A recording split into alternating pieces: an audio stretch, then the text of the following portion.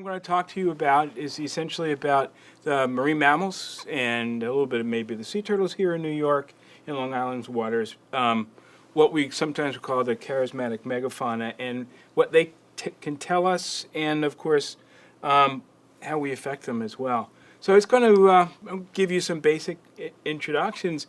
What we have here are two groups of marine mammals. These are the cetaceans, the whales, dolphins, and porpoises, and the pinnipeds. Although pinnipeds include sea lion, seals, and walruses, what we have here are the seals or true seals. So let me give you a little quick overview in terms of cetaceans. There are 85 recognized species of cetaceans in the world. And here in the waters of New York, we've got nearly 25% of that. So we've got about 20 species here.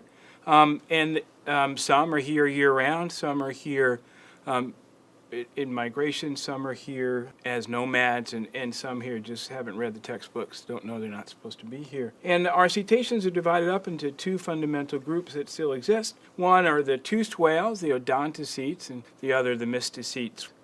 So just this is one of those slides that no one likes. A lot of information, just to give you an idea that our baleen whales range in size from the relatively small Minke whale here to the largest of the baleen whales, the blue whale. And our odontocetes range from the small harbor porpoise all the way up to the largest of the toothed whales, the sperm whale. We also have seals here.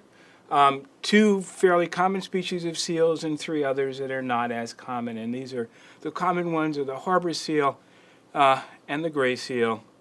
And then what we call the ice seals or the ice-living seals, harp seals, hooded seals, and ring seals. Many of these marine mammals can act as what we refer to as sentinel species. These are species that give us an idea, give us a warning, because they may be affected first before us. I want to talk to you first about the sperm whales. This is one of the few photographs that I didn't take. Sperm whales are massive. Males get up to 60 feet long, and females are around 38 feet long. And they're about 2,300 at the most recent estimate for the western North Atlantic. New York is unusual in that we have sperm whales that can be seen fairly close to shore in fairly shallow water in winter, spring, and right in through June. Usually they're found up at the edge of the continental shelf in really deep water, and we know we can go out there and find them, but we can find them close in as well. In fact, this past summer, there were a group of young males right off of Block Island throughout most of the summer and briefly off of Montauk as well. You can see here that the whale is exhaling, and that's the whale's blow, and that's how we find them. This is one of our very common, oh my goodness, it's called the common dolphin, right? This is the short-beak common dolphin, one of the most common of the toothed whales. And there are around 173,000 in the western North Atlantic. They're social animals. They live in social groups of 20 or so.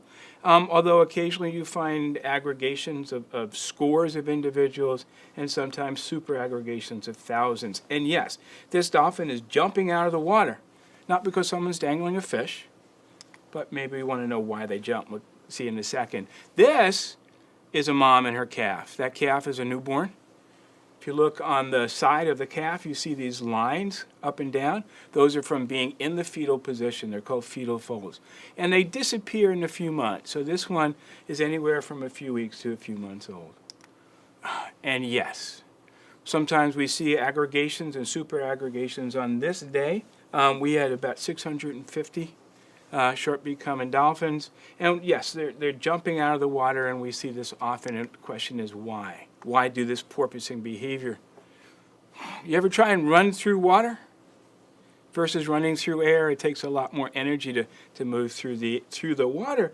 And when these animals are swimming rapidly, they do have to come up and breathe. And as they get close to the surface of the water, they experience really strong drag.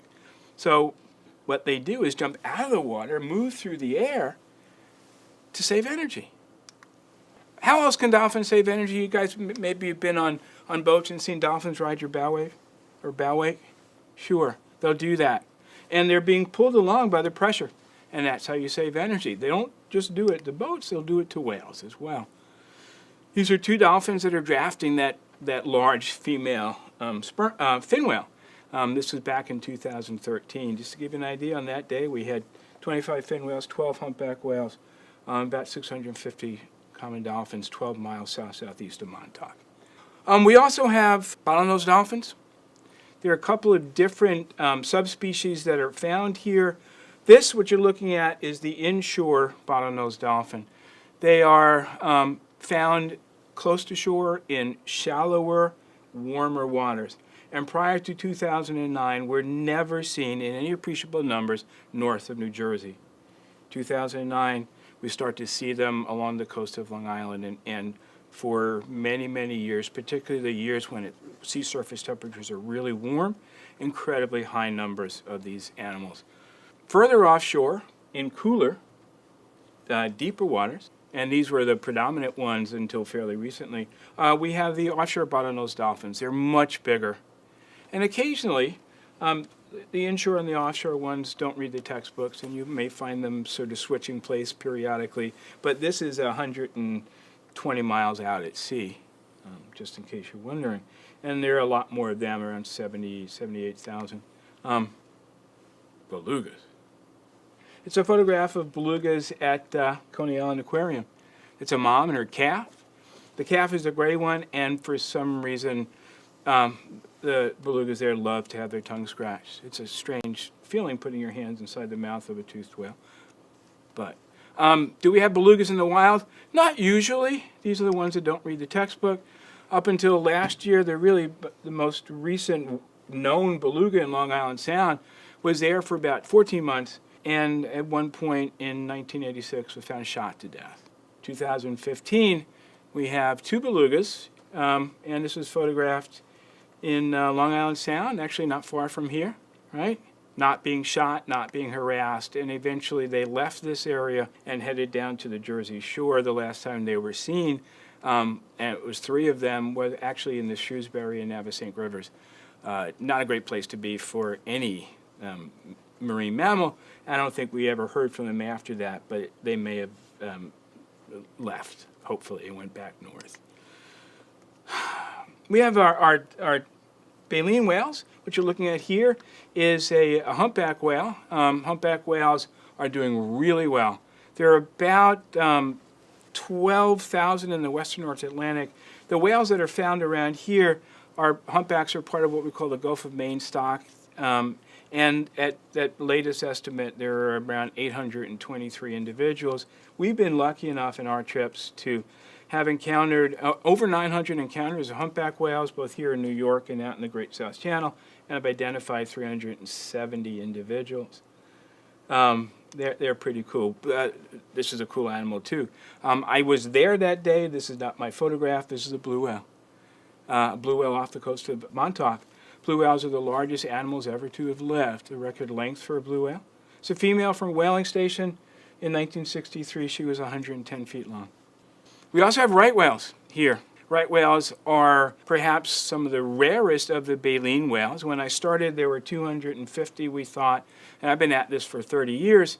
Today, there are, we think, about 500. Right whales get the name of the right whale because they were the right whale to hunt, because they were slow movers, and had lots of blubber and lots of baleen, and because they're slow movers, they get hit. And what you're seeing here is the consequence of a vessel encounter. Baleen whales are filter feeders. They've got these plates of overlapping tissue called baleen hanging down from their upper jaw. What you're looking at is a humpback whale, and its mouth open, and he or she is about to take in a mouthful of food and water. Humpback whales can take in about 5,000 gallons in a mouthful. Fin whale, which you saw earlier, can take in 23,000 gallons in a mouthful. But they're quite effective. Fin whale, all right? Fin whales are the second largest animal ever to have lived, second largest whale, and they are our most abundant large whale here off the coast of New York. They, like the humpback whale, are endangered, and the blue whale is endangered. Oh, and the right whale is endangered. 2010, we saw this individual. This one had been hit by a boat. It had severe lacerations that had healed up, and last summer came back again. Same individual. So obviously, same scars. It's unfortunate that we have to rely upon scars to ID them, but that works. And sometimes they just don't make it. This was one that was hit by a boat back in 1996. this is off of Smith Point, 60 feet, 120,000 pounds of dead rotting whale in January still stinks. Minke whales are some of the smallest of the whales that we have here. They've got a really short beak, and they've got these white patches in their, on their flippers, and they're fairly abundant, much more abundant than the other ones that we've seen, and unfortunately Minke whales are still being killed today. Even though there's been a moratorium on commercial whaling since 1986 internationally, and all marine mammals are protected in U.S. waters and around U.S. vessels, Minke whales are still being hunted. They're being hunted by Norway. They're being hunted to some extent by Iceland. They're being hunted by Japan. Our turtles include loggerheads, leatherbacks, and green turtles. This is a leatherback turtle. They eat jellyfish. What do you think it's eating? That's a plastic bag. I didn't realize it was a plastic bag until I got home and looked closely at that image. One of the reasons why we have to eliminate that stuff, reduce it tremendously. Not just because of the turtles, but others as well. Seals, garbage. That seal there, it's 2010. It's being strangled by netting, by rope. Here it is in 2011. Here in 2012 on the far right. And here again in 2016. 6 years. Still being strangled. And it's not the only one. There are others as well. This is an introduction to where I do my work this time of year, and that's out at West Hampton Beach at a place called Cupsog Beach. And this is a group of a little over 100 seals that are hauled out. My work involves harbor seals. Just to give you an idea, this is a typical harbor seal, kind of dog-like appearance. Check me out, making sure I'm not a threat. But though I'm pretty far away and hiding, it still seemed to want to check. Everyone thinks they're cute and cuddly, where they're not so cute and cuddly. This is a female by the name of Hammerhead Wright that I've known for 11 years, and she sometimes gets ticked off. Gray seal set up colonies, and we discovered, my colleague and I independently in 2007, was a gray seal rookery or colony on Little Gull Island. And it is clearly a colony, and if you looked in 2012 version of Google Earth, you see it covered in seals and mostly gray seals. Of course, we have to deal with things like entanglement and poisons, as we said, harassment, boats out at Cubsog. And whenever we get harassment and can document it, send off to the federal authorities. Aircraft. This guy came back in several different helicopters. He may be the same guy in this. And then one day, November 2014, these two guys pull up onto the sandbar. There are two seals. They get scared away. And they get out, pull out shotguns, and start skeet shooting. Why? Who knows? I think in some cases it's on purpose. In some cases it's just stupidity. In some cases it's this idea of entitlement. They're entitled to do what they want because they can. Let's hope that we can work better to protect all of those species, and maybe you can come out with me and see them. What I try and do is get people to see them, to make this connection. And once you have that connection, you become a stakeholder, you become concerned, you can work to make a difference. Thank you.